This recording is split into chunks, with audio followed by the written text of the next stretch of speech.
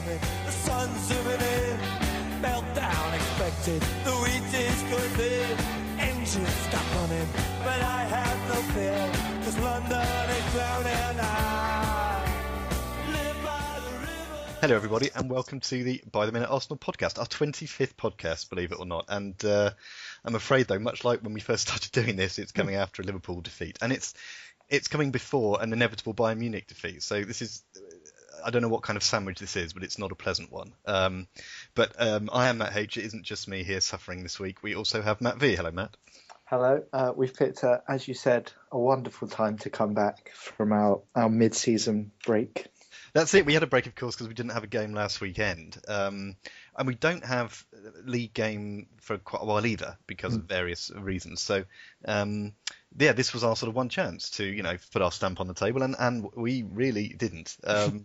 So for those who've lucky enough to have completely missed what happened, Arsenal got back into action on Saturday evening at Liverpool and lost 3-1. Really, the score doesn't really tell any of the story. There's all sorts of stuff going on here. There was the performance, obviously, which we'll come to, which personally I found very disillusioning, if that's a word, because it was something we've seen so many times before.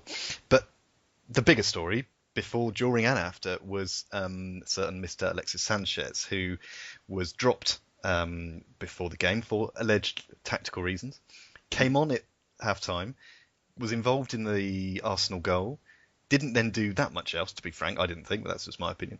And it's then subsequently come out that it was all to do with the classic training ground bust-up, which, of course, covers a multitude of sins. And then today, we're doing this on the Monday, there's been a few people within the club who've said, no, there wasn't really anything that happened. That everything's up in the air. It doesn't help at all with the whole atmosphere that seems to be being generated around Arsenal at the moment, with uncertainty about the manager and now about, if you like, the star player. Where do we start with this? So let's start with Sanchez. Matt, any thoughts at all on him not starting and that whole sequence of events? Yeah, it seems very confusing, because if, as Wenger and others said today, there wasn't actually a training ground bust up, well, then dropping him seems even more weird. There would appear to be no real reason for that, because I'm not really buying into the tactical reasons. Whatever style of play we're playing, I think he makes us better. So wouldn't agree with that. But if it, as has been said, there was a training ground thing, he sort of stormed off, then regardless of how important he is, then obviously you can't be doing that. I think if that is the case, Wenger probably should have fully dropped him from the squad, or decided it wasn't that big a deal and played him. In the end, he sort of did neither. Didn't really prove a point, especially when at half-time he then brought him on in desperation. Yeah, it doesn't look good. This is a very good point, I think, that if you're going to make a stand, that's fine. But don't think, we're in trouble here, we better bring him on. It doesn't... Yeah, I mean, I agree with you. There was a big thing made today about there being a picture of him and Wenger shaking hands at the training ground, but they might do that every day. Football managers and players seem to shake hands all the time anyway, so I'm not sure there's much to be made of that. But yeah, the tactical thing, I mean, it just sounds like the worst excuse, doesn't it? It just doesn't sound remotely realistic. And even if you cannot think, even people who I hope we know a little bit about football, I can't think how that would even work as an argument. It just seems like such a weak attempt to sort of get rid of the problem, and actually all it does is it makes it even larger. Yeah, I mean, regardless of what you think of his attitude or how he carries himself sometimes, the fact is he is our best player and we rely on him heavily. So if you've decided tactically you want to play Giroud up front, that's fine, but Sanchez still more than merits a place on the wing. And you just set yourself up for failure immediately when you drop Sanchez and claim it's for tactical reasons, when inevitably within 20 minutes after the first half, the game's pretty much done. Yeah, and I mean, to get into the actual game itself for a bit, Liverpool were very good. There's no doubt about that. I mean, we're frustrated and disappointed about the Arsenal performance. Liverpool fans must be hugely frustrated the way they play from week to week. Losing to teams they should be beating, and then, beating with Arsenal, I think you have to say a team they should be beating as well. But much as it pains me to say it, but they were very good. So let's not forget that. But Arsenal were we're hopeless. I mean, I don't know where to start with the team. I mean, in terms of the team, obviously, given the fact that Ozil was injured or sick, whatever it was, and Sanchez obviously was not starting, still looked at the 11 and thought, okay, there's a competent team there. I would still have preferred to see Lucas starting. I'm banging the drum about that one because I can't see he would have been any worse than maybe Iwobi or depending how you sort of fiddle around with the front few. There's been talk about Coquelin and Xhaka just not really being up to it in terms of their sort of defensive work. Xhaka in particular seems to have got a bit of stick today for just not really being in the right place. Any thoughts on that particular pairing? Well, I think we've had to really play them most of the time out of necessity. Elneny came back and got injured. And I don't know about Ramsey, how he's doing, but I don't think the two of them do work particularly well together. I mean, it's harsh to give Xhaka this criticism because, earlier in the season we were raving about him, how he controls the game. So, the whole team's underperforming. So to all of a sudden, I've seen some people say he's not good enough, can't do anything defensively. That's obviously not the case, but the two of them, they seem to be very open. They didn't provide us with anything defensively, and neither of them, Coquelin in particular, really gave us anything going forward. So we effectively just overrun in midfield for pretty much the whole game. Yeah, and of course, what didn't... I think you're absolutely right about the whole team being, something worth discussing rather than perhaps too much on the individual stuff, but something that the whole team is responsible for is yet again conceding a goal in the first, in this case, 9 minutes. Another early goal, Firmino putting Liverpool ahead. It's just so dispiriting. The moment that happens, you think, well, this is gone. This is another trip to the northwest which is going to go wrong. At least with the other two, we took the lead. This time we've gone behind. Do you think that's? I'm not sure I've got an answer to this, but do you think that's a symptom of something else, or is it just something else that's being thrown in the pot with the rest of the things that are not going our way? Should we say very very euphemistically at the moment? I don't know. You have to wonder because as fans, we go into these games pretty much now expecting this kind of thing to happen. I can think of many times we've gone to Anfield and been blitzed in the first half and the game's all but done. So if the fans are thinking that, you have to wonder maybe whether the players deep down also have doubts. Once that first goal goes in, immediately their heads drop. They think, oh, here we go again. Yeah. But you just think something surely has to be done to just sit defensively, just to keep your shape in the first half, to ensure you're not losing the game early on, and just grow into the game rather than immediately being behind and effectively never really getting into the game until it's too late. Yeah, I mean, you're behind the eight ball, to use the expression, and you've had it. I mean, although as it happened, I didn't see anything else in the first half to get remotely hopeful about anyway. I mean, yes, we went behind then, but we could have gone behind any time with second goal was scored with just acres of space for Mane to put it in. The third goal is different. It's a breakaway. It's one of those things that happens at the end of the game when we're trying, because Sanchez got a lot of credit for being involved in the Welbeck goal. I don't think Welbeck's got enough credit for the nice finish, actually. I think it was another good finish from Welbeck. But Arsenal didn't have a shot on target after the goal. So that's half an hour chasing the game with no shot on goal. They had a shot or two blocked, I think. But to me, that says a lot. I've made a note. Deja vu was the obvious note for me. This has happened so many times this season, but this is happening again and again. This is happening for seasons and seasons. And I'm not saying anything particularly new here, but we haven't done this before because we weren't doing it one of these last season. But this is almost what you expect at this time of year, isn't it? This is why I have such a problem with this. Yeah, it's almost incredible how predictable it is. Both if you look at it more widely on a season basis and even game by game, that we will find ourselves behind, we'll show brief signs of a comeback, but then when the chance actually does come to make a comeback, we don't really make a fight of it. Obviously happened against Liverpool, happened against Watford. We started the second half pretty well, got back into the game and then showed nothing really, didn't ever look like going on from there. And it does just I know at the start of the season, I don't know, it might have just been me, but I generally thought that things were a bit different to previous seasons. I don't know if it was because we had Sanchez playing up front, so that was a bit different.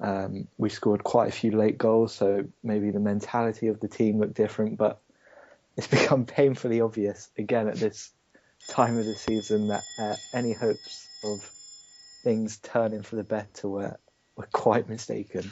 So you had optimism more perhaps than you might have done previously, which has now been very much dashed. I think so, yeah, because obviously in November we usually falter, and I mean we didn't play very well in November, but we still came away a draw at Old Trafford, a draw North London derby. We managed to top our Champions League group, so I mean maybe the signs were there that we were sort of scraping results, but maybe I got a bit carried away because I genuinely did think this could be different, but that's not the case. It's unfortunately no, it seems not. But this is what's frustrating. The way we are in terms of the team, we should be the club rather. We should be looking up rather than down, basically. And this it just isn't happening. I mean, I was thinking about this the other day. I'm knocking on a bit now into my 40s, early 40s, we'll say.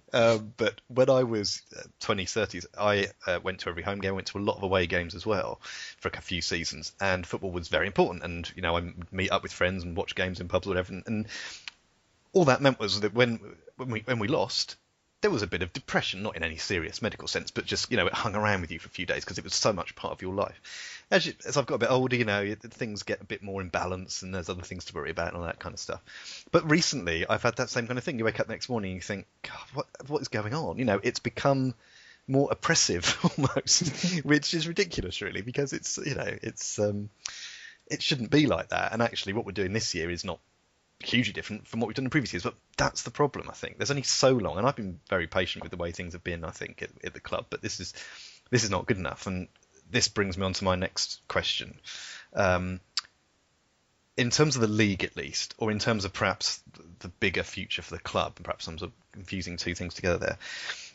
What are we looking for in the league this year? I know we've discussed this before, but it seems more pertinent now than ever with the recent results and, Spurs winning yesterday and all the other, City winning as well. What are we looking realistically, do you think, for this year? And more importantly, are we looking at significant changes? Are we looking at Sanchez, Ozil, and Wenger, say, all leaving to pick those three? Yeah, I think Ozil's the more likely to say. If Wenger stays, I feel like if Wenger stays, there's no chance Sanchez does stay. Obviously, we don't know if the training ground thing's true, but he just seems to have got pretty fed up all round. I feel like if Wenger does leave in the summer, which is becoming increasingly likely that he's not going to have much of a choice, forcing his way into a corner. But obviously, top four has always been a sort of minimum, but you've seen how a lot of clubs, especially when they've come and got new managers, they've benefited recently from not being in European football. Sort of not having those games midweek has allowed them to sort of focus solely on the league. But I don't think there's a danger of us not getting European football at all. And I think being in the Europa League would be a bit of a disaster. It would, wouldn't it? Especially, to have a new manager. So to already have that sort of upheaval and to counteract that with travelling to all ends of Europe on Thursdays would be terrible. So I think it's important, regardless of whether Wenger stays or not, to cement ourselves in the top four, which is looking increasingly difficult, especially if Liverpool can find some form after this. Well, there's some kind of catch-22 thing going on, isn't it? Because if we finish in the top four, Wenger, it seems everything he says. I mean, I agree with you. I think he should be moving nearer to the door, as it were. But he's still saying that, he's got his contract on the table. He'll decide when to sign it. It's up to other people to get rid of him. He seems to be very much. It's like he doesn't feel it. It's like he doesn't feel the atmosphere that must be around the club and is obviously on all the forums and all that kind of stuff. Maybe he does, and he just doesn't want to admit it. But it's so driven. I think he only wants to. I get the impression he only wants to see that kind of. I'm going to stick at this, and I'm going to make it work. And he just It's like a gambler, who loses a bet and thinks, well, it will come up next time. that's my sort of maybe that's not very fair, but that idea that if he keeps at it, eventually something will happen, and then he'll be justified in staying. Whereas I unfortunately have got to the point now where I'm like, this has got to be it. If he can't see now, this is it. Because it's not just the fact he's the manager, of course. It's the fact he has this huge control over the whole club, it seems, which other managers now don't. There's directors of football and there's these, other coaches and so on involved. There's people sort of between the manager and the board, and all the way up. This doesn't seem to be the case at Arsenal. They will happily have him there because he's bringing money in with a successful club in as much as they're into the Champions League every year. I don't know. I think something's got to happen, or people are going to go mad. I'm already going mad thinking about it. Do you think it's likely that he's going to leave if you had to put money on it? Yes, I do. Well, at least I did a few weeks ago, and considering current results, I feel like it should be more likely that he can stay, but he seems to be more stubborn than ever, and with a sense of a point to prove that he can still do it.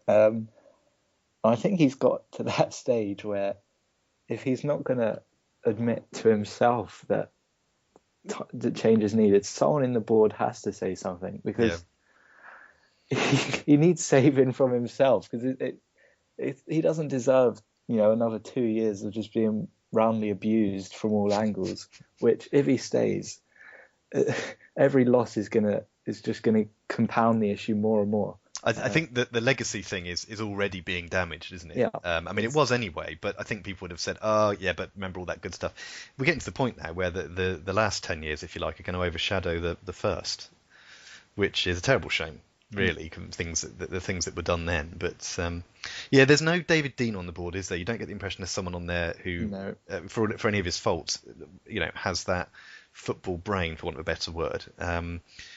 Someone he can work with, and someone who could exactly do that, take him aside and say, what do you think? Let's move you on. Come upstairs with us, or whatever, however they decide to do it. But we know transition isn't easy. Obviously, Ferguson at Man United is the obvious sort of example of that. But they can do it.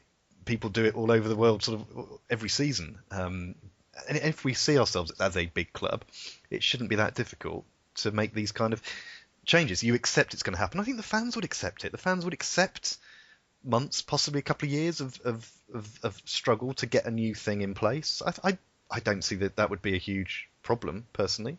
I know there's obviously some fans who want everything now, but I think in the main people would get it.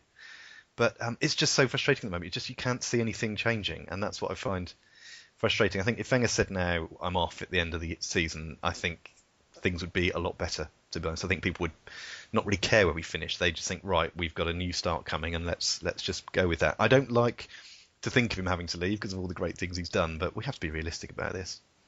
Yeah, and I think if he said now he's going to leave at the end of the season, I think a lot of the abuse would pretty much stop, and he'd get the reception he deserves. He'd get a proper send off. Whereas if he decides at the end of the season that's enough, his final few games are just going to be people protesting more and more for him to leave, and he's never going to get the farewell he should have got. I mean, I don't know if he's worried about players dropping off if he tells them they're going to leave, but I can't see how much further they can drop from his performances. So yeah, I mean, we haven't really gone through the players as such, and perhaps we'll save that for another week. But I think we've talked about the fact that there's obviously, we don't doubt the talent in some of those players, but there's stuff not happening. Something's not clicking. It's not working. They're not. I don't know if we're quite in the kind of Leicester not playing for the manager kind of territory, but there seems to be a confusion, and they don't really know what to do, and he doesn't seem to have the ability to make people do what he wants anymore. Or if he does, then he's telling them to do the wrong things. It's not working. It's working against the mid-table and lower-table clubs, but our record against the top six is the worst of the top six, and that's been a problem. Again, that's something that's been happening year after year, and it's just so frustrating. Something needs to change, and I'm hoping it will this summer, and I'm hoping it will be done in a fairly Arsenal way, a fairly nice, pleasant way. But there could be some tough times ahead. But on that note, let's talk about Bayern Munich. Oh my God. So we're not playing in the league again until the 18th of March, so 2 weeks. We play West Brom away. we have two different competitions before then, so we'll zip through these quickly. The Champions League this tomorrow night on Tuesday night, and then the Cup on Saturday. So let's go to the Champions League first. We are, of course, 5-1 down against Munich after another spineless display. Any hopes for this? I don't mean in terms of getting through. I mean in terms of what kind of thing would you like to see? A win? Just a good performance? Just some cohesion? Something, anything. If we're going to follow the pattern of doing the same thing year after year, then we'll put in a spirited performance tomorrow, which will give us a boost in the league and allow us to go on a run into the top four, which, to be honest, I take at the moment. I fear that we're not even going to get close to a heroic defeat tomorrow, because we seem to have buoyed Bayern Munich. I think they've won 8-0 and 4-0 since they played us. Yeah, yes, it's something like that. It's something ridiculous, yes. Yeah, so obviously we're a bit of a mess. I saw Wenger said Ozil's not going to play. He's got a very weak immune system. Having missed about a month over Christmas, he's now got hit by another cold. And he's also not sure if Sanchez will play, so who knows what kind of team he'll have. Yes, well, maybe Lucas will finally get a game. Oh, I hope so. We'll finally start a game. Yeah, I mean, I think me and Pete talked about this last week, and we've mentioned it as well before. It's so frustrating that he's not getting a game. But tomorrow would be a perfect time. Yeah, if it's like previous years, yes, exactly. Spirited performance, which might have some payoff in the league, but won't actually get us anywhere in terms of Europe. So that's going to be another exit at the round of 16. Well, let's not dwell on that. We'll look back at it next week, and I think we know what's going to happen. I'm guessing we might win 2-1 or something. That's going to be my guess. It's a shame Pete's not available this evening, because I know he's going, and he offered me a ticket last week for it, but I decided to turn it down. No. It didn't take I mean, actually, as it happens, I've got something else on anyway, but it didn't take a massive thought process. No, I'm not. I mean, I'm not fair weather, but there comes a point where you just... Yeah, don't need to see that. Yeah.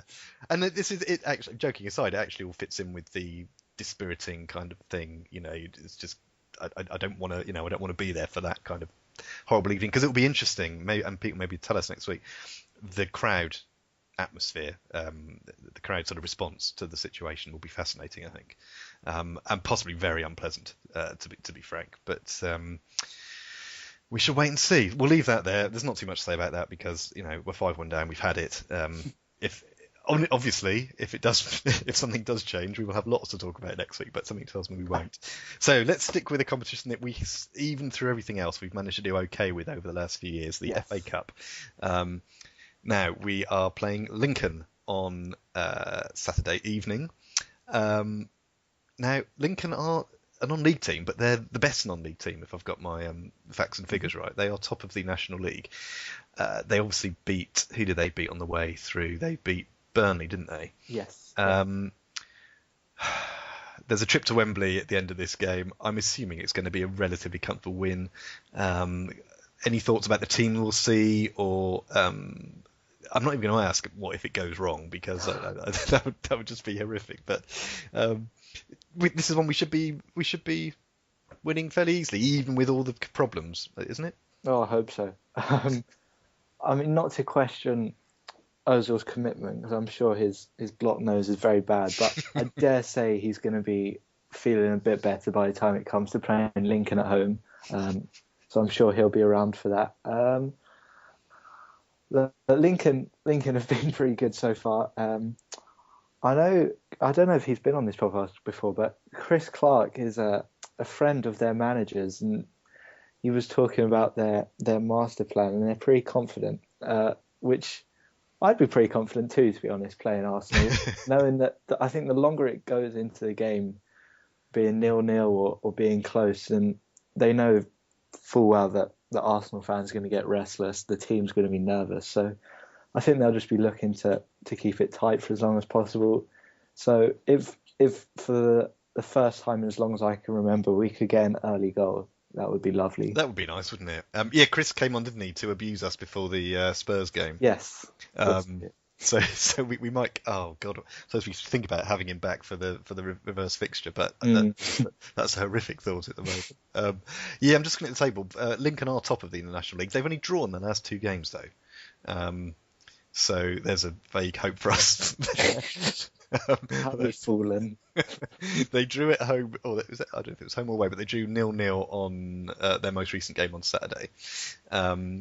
And they drew the game before that as well. So, yeah, I mean, obviously we should be looking to win and have another Wembley semi-final trip where we'll inevitably, I don't know, I say inevitably, maybe that's not fair. We'll either fail pathetically or we'll make it to the final and again, it will be, we'll have to keep everything the same because we've won a trophy, which I can't see any way this season's going to end well. This is what this is coming down to. Either we win stuff and nothing changes, or we don't win stuff and everything changes. And I'm not sure either of those things are particularly pleasant. But, no. It needs must, and we'll see what happens. So we're predicting a comfortable win against Lincoln. I like your barbed comments about Ursula are not being missed. Do you think he'd actually play on Saturday? It would be nice if he did, I suppose. I mean, I don't know. The last I saw of him was on the day of the Lincoln game. He took a picture of himself on a plane, and since then he hasn't been seen.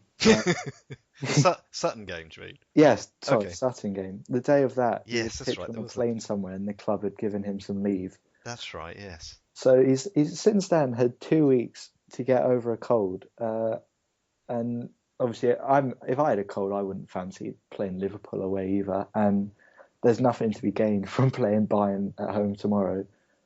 So Right. I imagine Lincoln at home is probably a good game to ease him back in to get some minutes. It is. He's got a book out as well, hasn't he? There's been some stuff the Oh, last does week. he? There's been a stuff with the last week or so. Sort of quotes have come out about a book that's being serialized in a German paper, I think. So maybe he's been involved in that. He said how much he liked Mourinho in it. I mean, it's just, I think the season's going from bad to worse. Oh, I remember. There was a story about him and Mourinho where Mourinho was criticising his effort, and he said something like, if you put in a proper effort or you go and have an early shower, and Ozil just walked off and had a shower. Yes. Of course he did. Of course he did, and we are now. We have to be careful here, because otherwise I'm going to start sympathising with Jose Mourinho, and there's absolutely no need for that kind of talk. But anyway, we'll see if he comes back, and we'll see what comes out, and hopefully when we come back to do this next week, when we'll look back at the Munich and Lincoln games, at least one of those will give us some. Would have given us some pleasure in some way, but. We'll finish it there. Sorry, we were a bit all over the place this week, but there was, I think we needed to vent as much as anything else. But yes. We'll hopefully be back in slightly more structured sense next week. We'll have those reviews, and we'll have the West Brom game to have a look at as well, or look forward to, I should say. So for the moment, though, everyone, enjoy the week if possible, and try and forget football as much as you can until you have to. But for the moment, Matt, thank you very much. Thank you. If we lose to Lincoln, there's not a chance I'm coming on next week. I'm going nowhere near this. It is just going to. I will feel somehow duty bound as sort of, as I sort of try to arrange each week. So maybe it will just be me sobbing for 25 minutes. Yeah, but sounds good. that would. And the thing is, that would actually sum things up so beautifully. It would encapsulate exactly this feeling. It would be perfect. Anyway, thank you very much, Matt, and thank you everyone for listening. And we'll be back hopefully with a slightly lighter mood next week. Take care. Speak to you soon. Bye bye.